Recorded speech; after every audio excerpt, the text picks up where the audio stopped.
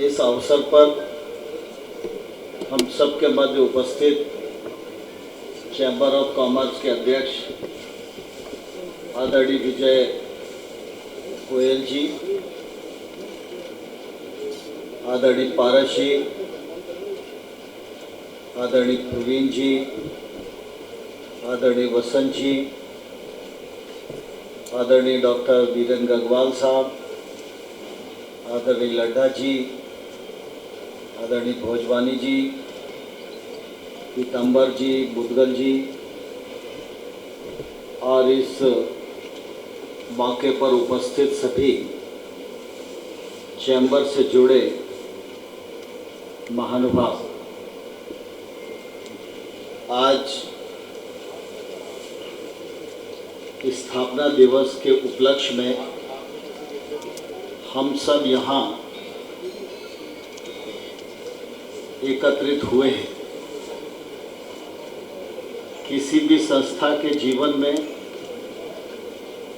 100 से अधिक वर्ष सफलतापूर्वक पूर्ण करना यह उस संस्था के जीवन की बहुत बड़ी उपलब्धि होती है।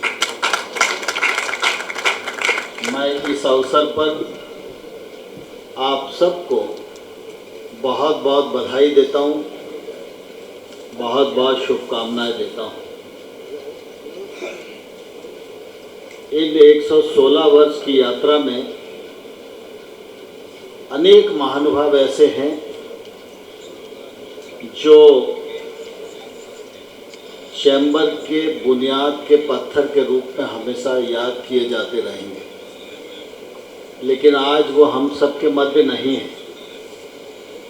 मैं इस अवसर पर उन सभी महानुभावों का स्मरण करता हूँ जिन्होंने चैम्बर की इस सफल यात्रा में समय समय पर अपना योगदान किया है। आज अनेक ऐसे बंधुओं को सम्मानित किया गया है जिनका चैम्बर की यात्रा में अभूतपूर्व योगदान है। मैं उनका हृदय से बहुत बहुत स्वागत करता हूँ, बहुत बहुत अभिनंदन करता हूँ। हम सभी जानते हैं कि लोकतंत्र में संस्था का बड़ा महत्व है। जब हम संस्था के रूप में एकत्रित होते हैं तो निश्चित रूप से कोई भी संकल्प अगर हम करते हैं तो संस्था को सामूहिक प्रयत्नों के परिणाम स्वरूप सफलता मिलती ही मिलती है। और इसलिए जब चैम्बर आरंभ हुआ होगा तो उस समय के लोगों को लगा होगा कि इतनी लंबी यात्रा कैसे चलेगी, लेकिन लोगों का समूह था, भावना अच्छी थी, नियत पवित्र थी, संकल्प मजबूत था, तो उसी के परिणाम स्वरूप आज ये यात्रा सफलता के सोपान तक है। और हम ये कह सकते हैं कि ग्वालियर का हमारा चैम्बर ऐसी अवस्था में है जिसमें प्रत्येक ग्वालियर वासी चैम्बर के कृत्य पर गौरवान्वित अनुभव कर सकता है।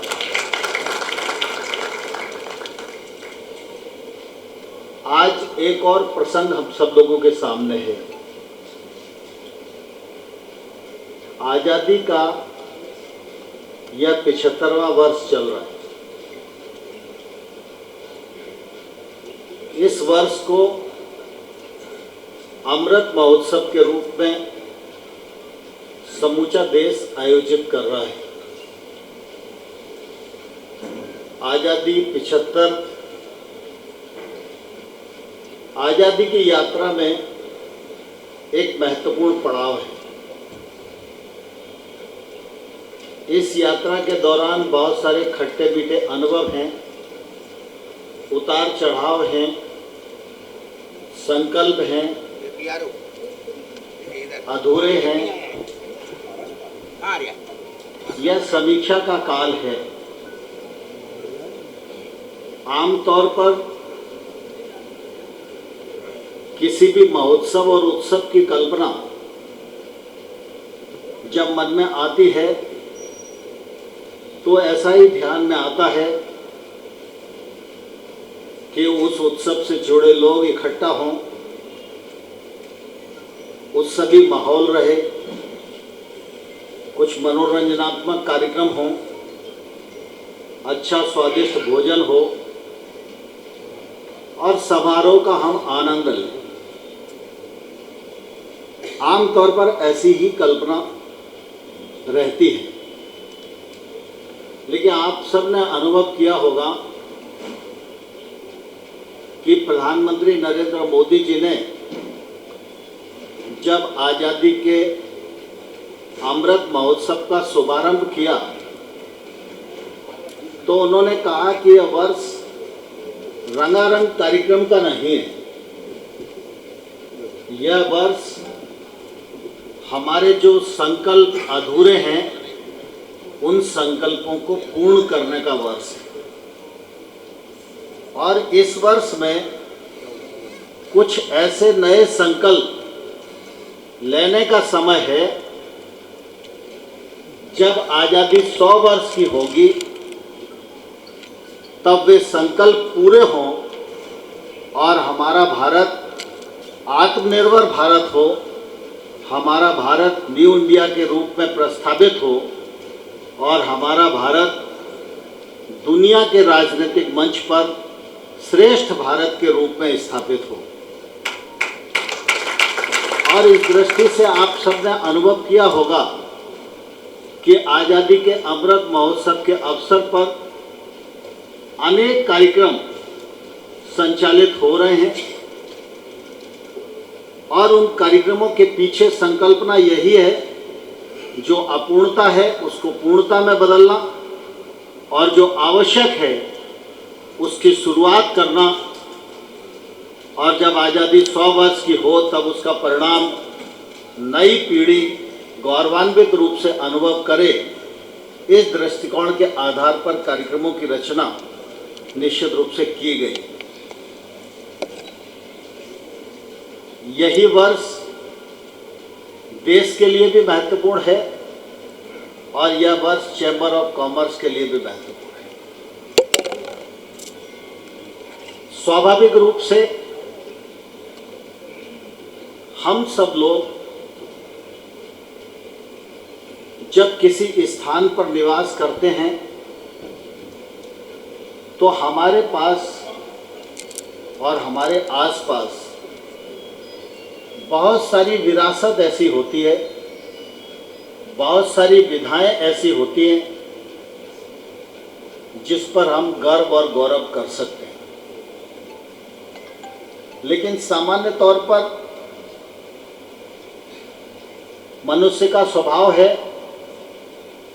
कि एक आवश्यकता पूर्त होती है, दूसरी आवश्यकता के बारे में हमारा ध्यान जाता ही है,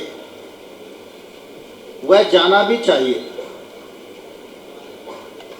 क्योंकि अगर दृष्टिकोण नहीं होगा, दृष्टि नहीं होगी तो आगे बढ़ पाना हमारे लिए निश्चित रूप से मुश्किल होगा।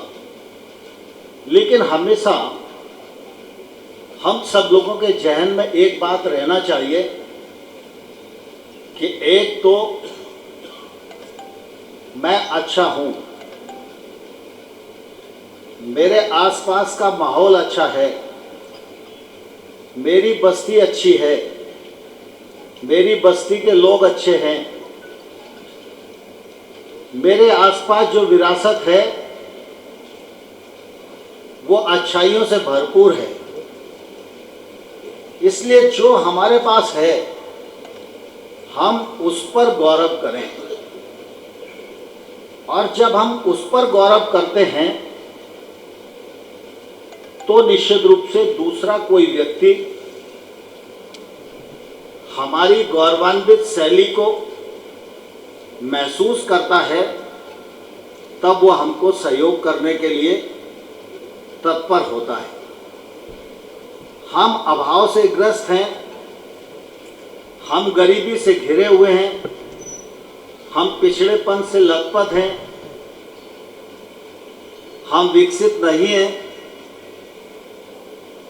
अगर यह परिस्थिति रहती है तो निश्चित रूप से लोग सोचते हैं कि भाई ये तो अपने परेशानियों से ही परेशान है, इनके साथ ज़्यादा मेलजोल बढ़ाओगे तो ये तो आगे बढ़ने ही वाले नहीं हैं, हम भी आगे नहीं बढ़ पाएंगे।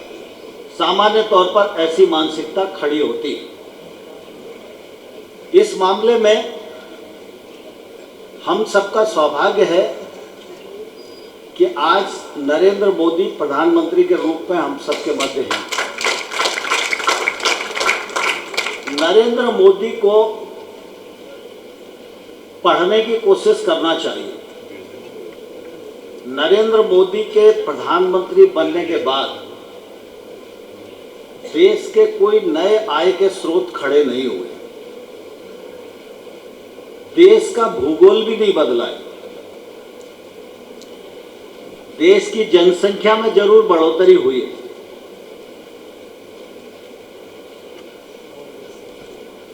जनसंख्या जब बढ़ती है तो सामान्य तौर पर यह माना जाता है कि देश पर एक बोझ निरंतर और बढ़ रहा है। तो जनसंख्या बढ़ रही है, भूगोल वही है, आय के स्रोत वही है, लेकिन आप सब महसूस कर रहे होंगे देश में भी आगे बढ़ने की स्पिरिट खड़ी हुई है और दुनिया में भी भारत का मान और सम्मान बढ़ा है। ये क्यों हुआ? यह सिर्फ इसलिए हुआ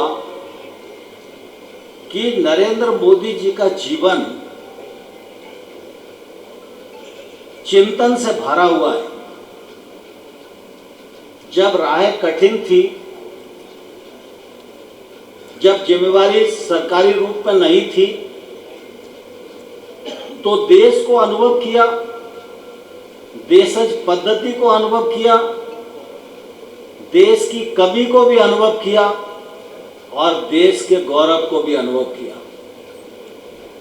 देश में जो कमी है, देश में जो गरीबी है, देश में जो गैर बराबरी है, उसको हम घर में बैठकर पूरा करेंगे और उसको समाप्त करने की कोशिश करेंगे।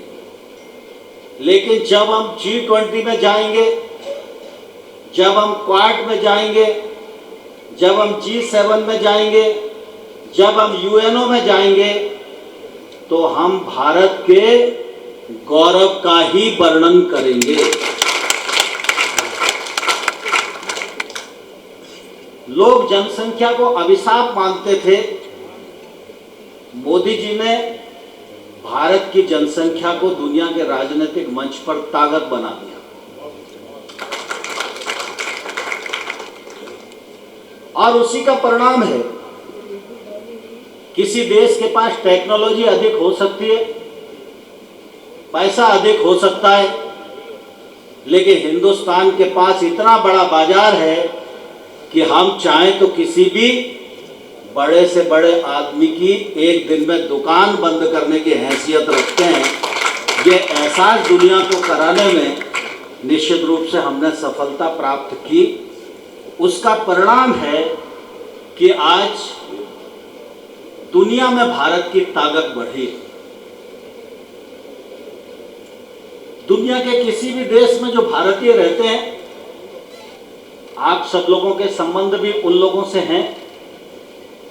मैं समझता हूं भारतीय तो अमेरिका में रहकर, ऑस्ट्रेलिया में रहकर, स्विट्जरलैंड में रहकर अपने आप को गौरवान्वित अनुभव कर ही रहा है, लेकिन आज आधी दुनिया भारत के साथ अच्छे संबंध हों इस बात के लिए लालायित है और विवश। यह इसीलिए संभव हुआ कि हमारे पास जो कुछ है उसका गौरव गान हम कैसे करें और जब हम अपनी ताकत का गौरवगान करेंगे तो मजबूरी में दूसरा व्यक्ति आएगा और वो हमसे दोस्ती गांठेगा, फिर हमें सहयोग भी करेगा, हमारे यहाँ इन्वेस्टमेंट भी करेगा और प्रतिस्पर्धा में भी हमारा मददगार होएगा। अभी आप सबने अनुभव किया होगा, क्वाड की बैठक थी,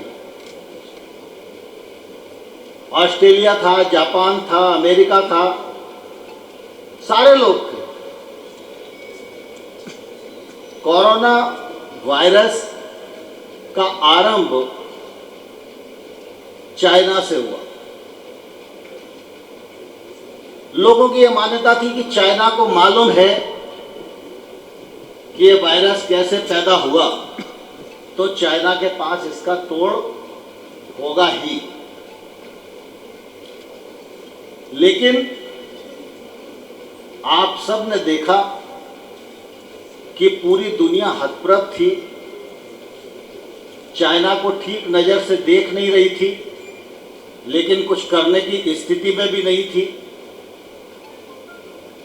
भारत उन देशों में से था जिस देश को पोलियो की वैक्सीन भी दुनिया में बनने के 20 साल बाद प्राप्त हुई थी। लेकिन आज भारत नए भारत के रूप में खड़ा था। हमने किसी संपन्न देश की ओर नहीं निहारा, हमने अपने वैज्ञानिकों का मनोबल बढ़ाया, वैज्ञानिकों से कहा कि हमें वैक्सीन बनाना चाहिए। वैक्सीन बनाने के लिए क्या चाहिए, क्या हर्डल्स हैं, सरकार उसको निराकरण करेगी। और मुझे कहते हुए गौरव है, किसी भी वैक्सीन को बनने से लेकर पूर्ण होने तक 90 दिन का समय लगता है। भारत ने ठीक 90 दिन के अंदर वैक्सीन बनाकर अपने पैरामेडिकल स्टाफ को लगाना प्रारंभ कर दिया। लोग सोचते थे 140 करोड़ का देश है, इनको तो वैक्सीन लगाते लगाते ही नानी याद आ जाएगी। लेकिन हमने 200 करोड़ डोज लगाए, बच्चों के भी 43 करोड़ डोज लगाए। देश में दुनिया में 2-4 देशों को छोड़कर हमारी आबादी का कोई देश है भी नहीं।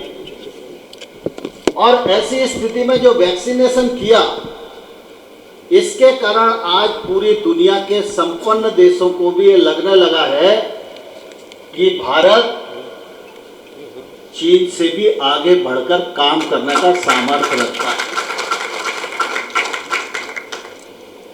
रूस और यूक्रेन का युद्ध चल रहा है, हम उसमें स्थिर हैं। रूस भी हमसे बात कर रहा है, अमेरिका भी हमसे बात कर रहा है, यूक्रेन भी हमसे बात कर रहा है।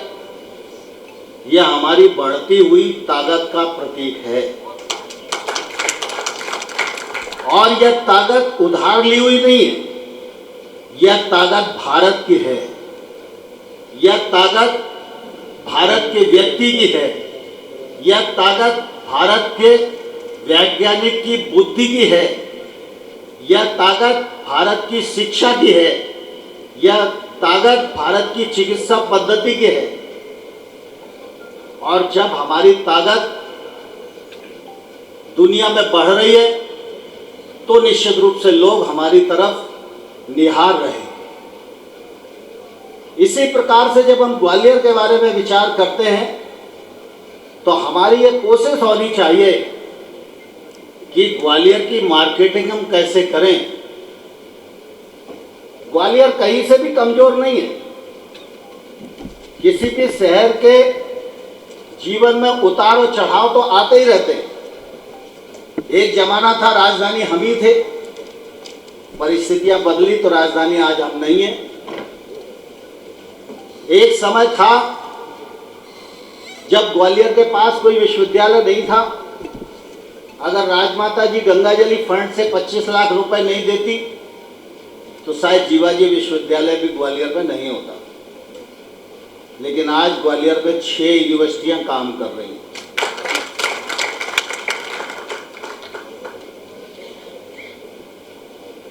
जहां तक उद्योग का सवाल है तो औद्योगिक क्षेत्र में भी ग्वालियर कमजोर नहीं है। देखिए, जेसी मिल, सिमको, स्टील फाउंड्री, एक कालखंड के बाद इन्हें तो बंद होना ही था। जो लोग नहीं समझते हैं इंडस्ट्री को, जो लोग टेक्नोलॉजी को नहीं समझते हैं, वो ये कह सकते हैं कि ये बंद हो गई, लेकिन स्वाभाविक रूप से बदलते हुए परिवेश में अगर टेक्नोलॉजी से हम अपने आप को अपग्रेड नहीं करेंगे तो उस कारखाने को बंद होना ही पड़ेगा। लेकिन आज मेक इन इंडिया के अंतर्गत ग्वालियर और इजराइल मिलकर आयुध ग्वालियर की मालनपुर की धरती पर बना रहा है। यह बात हमारे लिए गौरव करने लायक नहीं है क्या?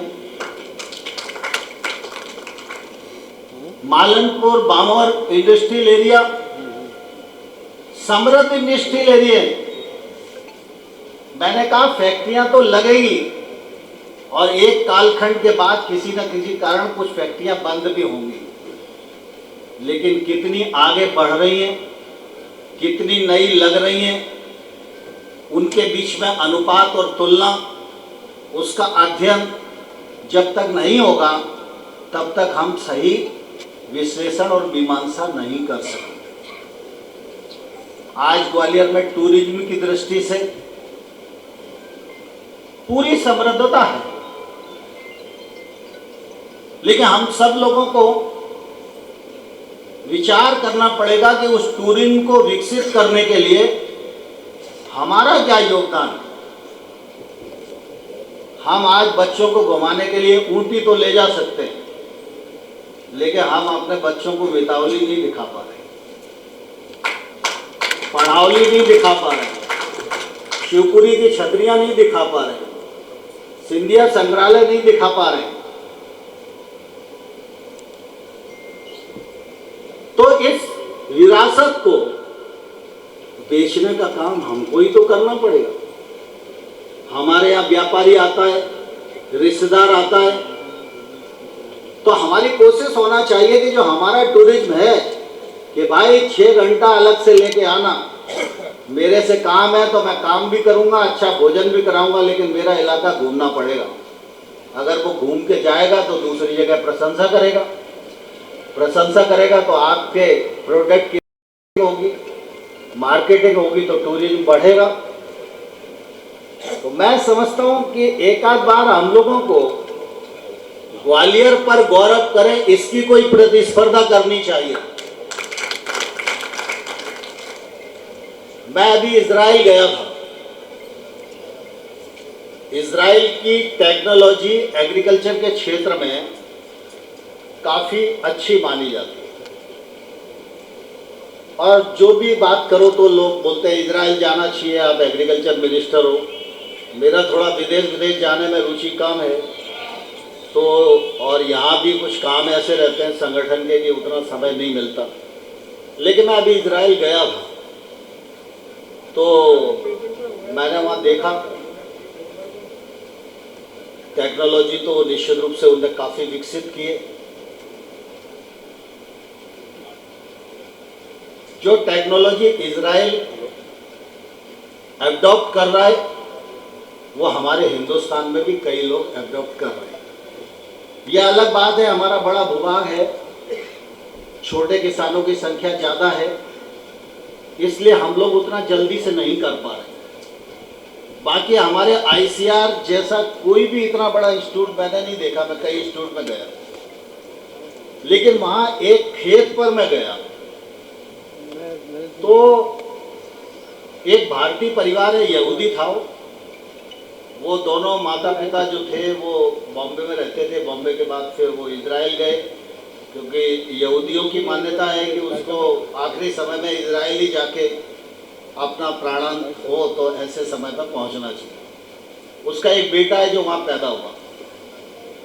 वहाँ की सरकार ने एक अच्छा काम किया है कि पूरे रेतीले क्षेत्र में 2 पाइपलाइन डाल दी, एक खारे पानी की और एक मीठे पानी।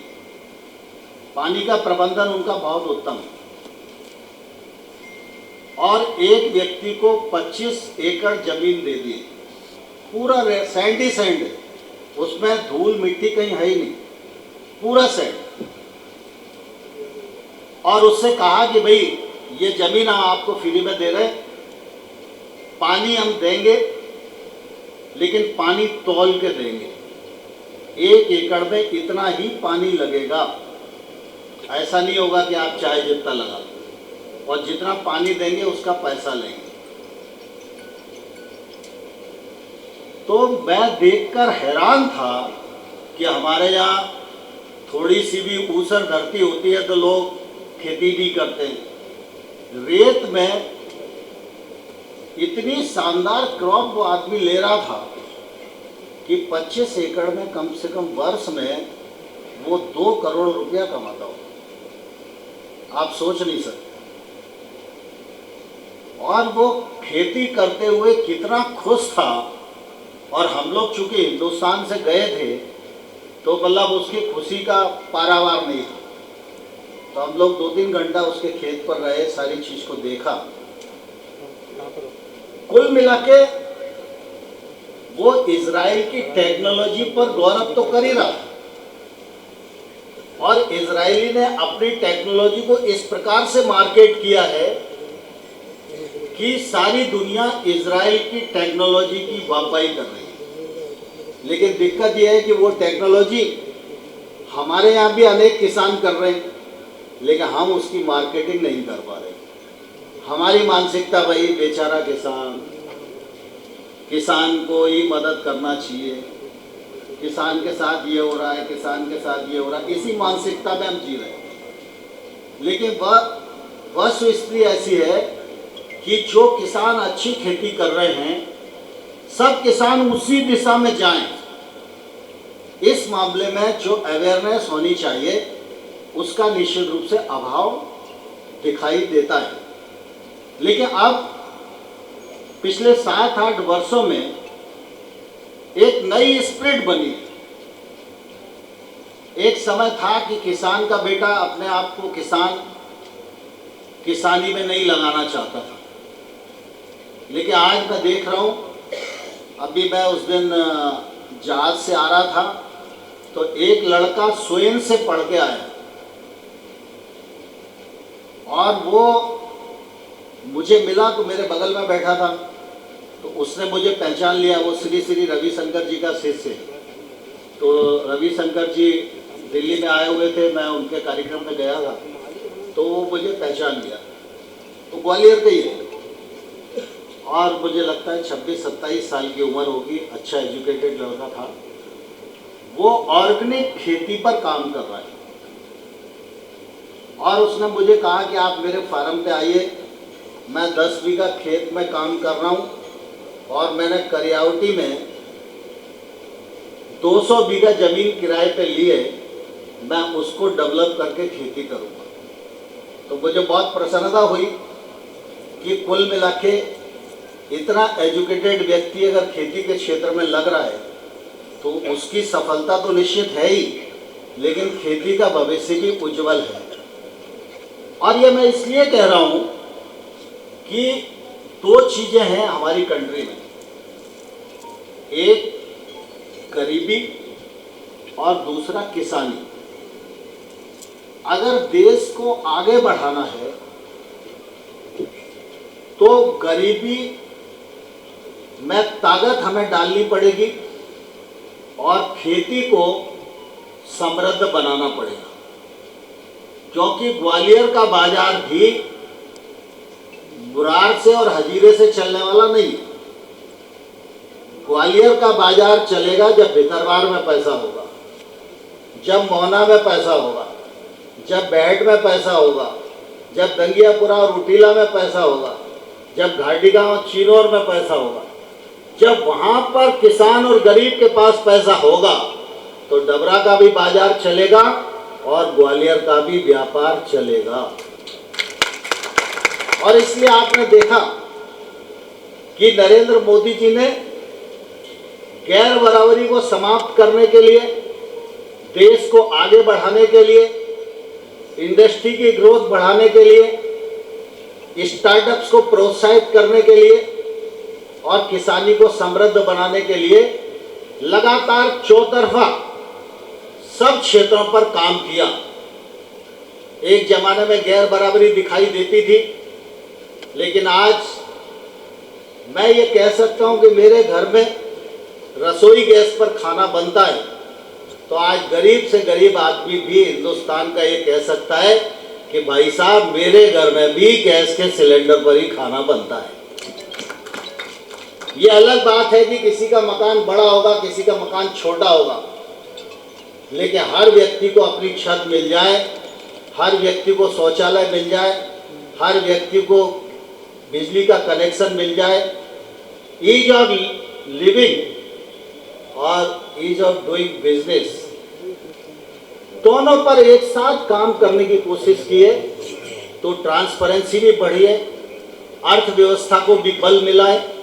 और इसी का परिणाम है कि आज दुनिया का कोई भी समृद्ध देश हो, कोरोना की इस मार के बाद भी सभी अर्थशास्त्री ये कहने के लिए विवश हैं कि आने वाले कल में दुनिया में तेजी के साथ आगे बढ़ने वाली अगर कोई अर्थव्यवस्था है तो वो अर्थव्यवस्था भारत की अर्थव्यवस्था है।